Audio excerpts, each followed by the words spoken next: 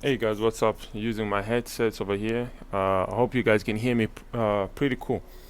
Anyway, this is a quick video anyway, basically based on a case that I heard about. It was about a lady called Caitlin Reston. So now this is an American white girl who was age 19 basically. So what happened is she had died mysteriously on the 19th of April. But before she had died, apparently she posted a couple of things on Twitter, talking about voodoo and so forth.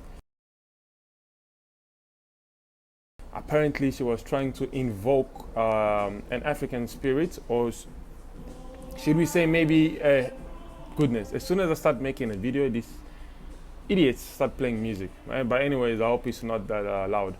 So she tried to invoke a spirit called Papa Legba. So Papa Legba basically is like a Haitian spirit that is known in a lot of parts of the world, and he's the spirit that you contact or you go to whenever you're trying to make some kind of deal with the devil. And it is said that so many people, for example, like Robert Johnson, the so-called father of rock, who sold his soul to the devil, apparently he met Papa Legba at the crossroads, Highway 66 and 49, I believe. This is in America. And this spirit, or this guy, he usually presents himself in the form of an old man. Sorry, there are a lot of flies around there just because it's really hot this side. So he presents himself in the form of an old man, dressed in a suit, and sometimes he has a staff with him, like a stick or something like that. So basically, going back to Robert Johnson, what this guy did, he took Robert Johnson's guitar, tuned it for him, gave it to him, and after that, the rest was history.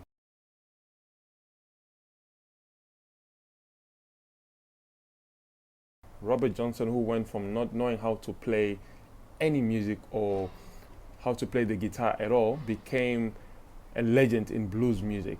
So anyway, fast forward to this lady now in America, who basically tried to contact the spirit via, her charms and everything.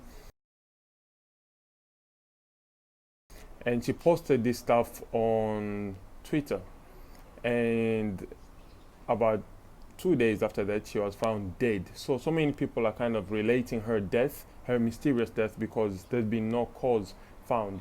She left a little girl behind. So a lot of people are trying to connect the dots on social media online. Like, her death is not viral. I'm going to show you guys some of her posts and the pictures and whatnot.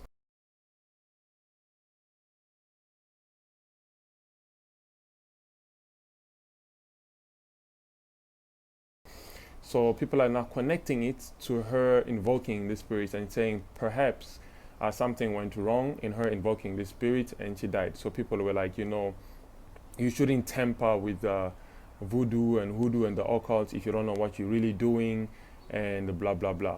Okay, now which brings me to the point where I'm making this video. So many people in the comment section were busy saying things like that, don't tamper, don't invoke spirits if you don't know how to, you need to find a professional, this and that. Well, I say don't tamper in any kind of occultism, don't invoke any spirit, don't read books about them, because one thing I do know, that in life, as much as we don't like to believe in the other side of the universe or life, these things actually do exist. I mean, like ghosts, apparitions, witchcraft, voodoo, demons, angels, they do exist. The only reason we don't see it in our waking life, like today, for example, is because we have not opened up that doorway.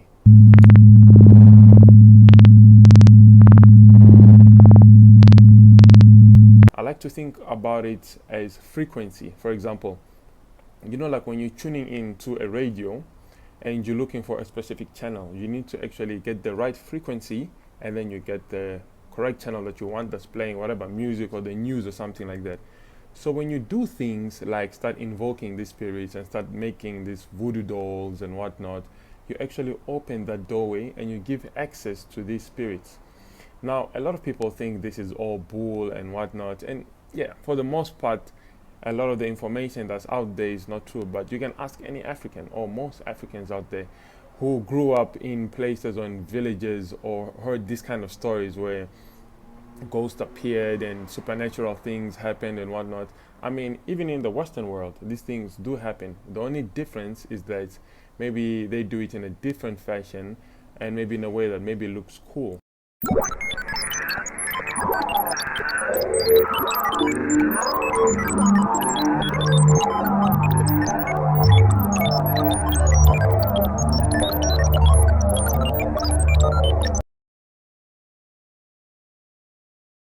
For example, if we watch TV series like Supernatural and we see horror movies like The Nun, Annabelle, and whatnot, we do see a lot of these things taking place, like your Harry Potters and whatnot. You know, there's witchcraft, there's incantations, there are spells, and this and that.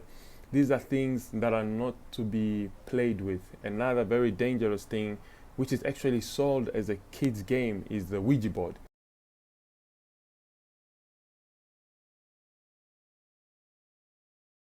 So the Ouija board, for those of you who don't know, is basically a board. You could make it at home. Um, it has yes written in one corner, no written in the other, and all the English alphabets. So basically, you ask a spirit, or you can contact the dead, you know, and ask them any question you want, and they would answer you. Shit, my goodness, these flies are killing me.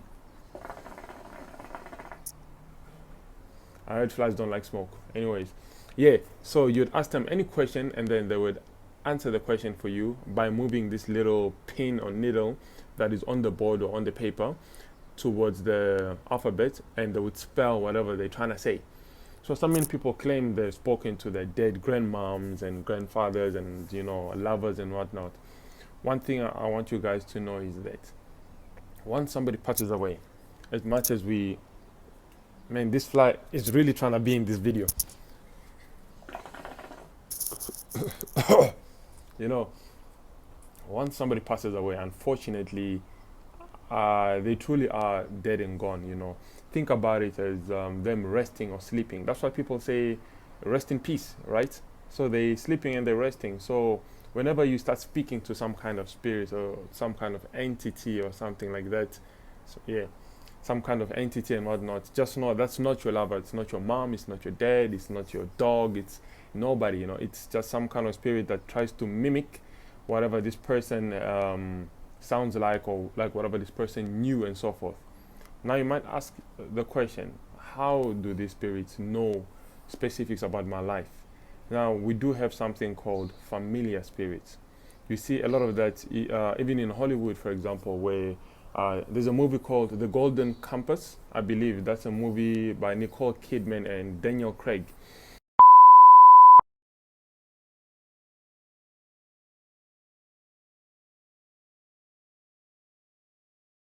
Where this little girl is trying to, I don't know, it's like some kind of the Chronicles of Narnia type thing, you know, where they all had this spirit guide in the form of an animal.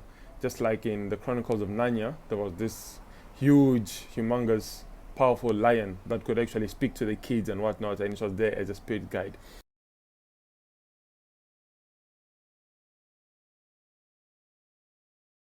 So a familiar spirit is something like that, something that we see in Hollywood, but it really does exist in real life. It's basically a spirit that follows you wherever you go, you know, from the time you're born, and it's not assigned to you by God or anything like that. Just a spirit that follows you, and it gathers all this intel and all of this information on you, basically. So that, for example, if somebody dies, I mean, this spirit knows everything about you. It knows what you like eating. It knows who you loved and places you went. So therefore, if you go to like a seance or a so-called psychic and they're telling you that you're speaking to your grandmom, of course they're gonna tell you about the little ring that you have that you hid under your bed and whatnot. So just because it's true, it doesn't mean it's coming from a good source. And now you could check on other videos on YouTube. I've seen so many people that have played with things like the Ouija board and messed around with voodoo who actually regret it up until this day. I personally know some people as well who have dabbled into the occult and regret it.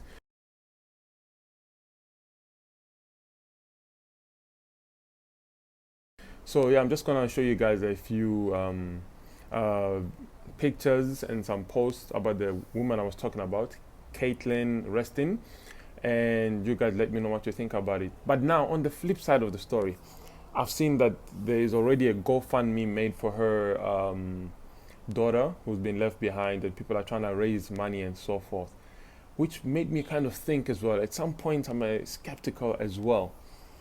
Could it be just a hoax as well to make up some money, especially in this quarantine time? I mean, the girl has not been dead a month, and there's already GoFundMe pages being made and stuff like that. And I don't know. We do know people are really scandalous out there.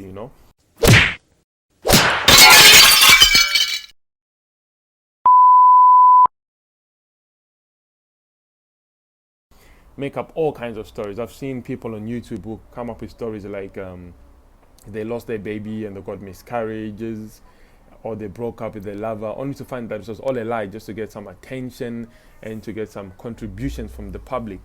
So as we go on, I'm going to make a series and speak about these kinds of things, and let you guys know what I really think, especially when it comes to the supernatural side of stuff.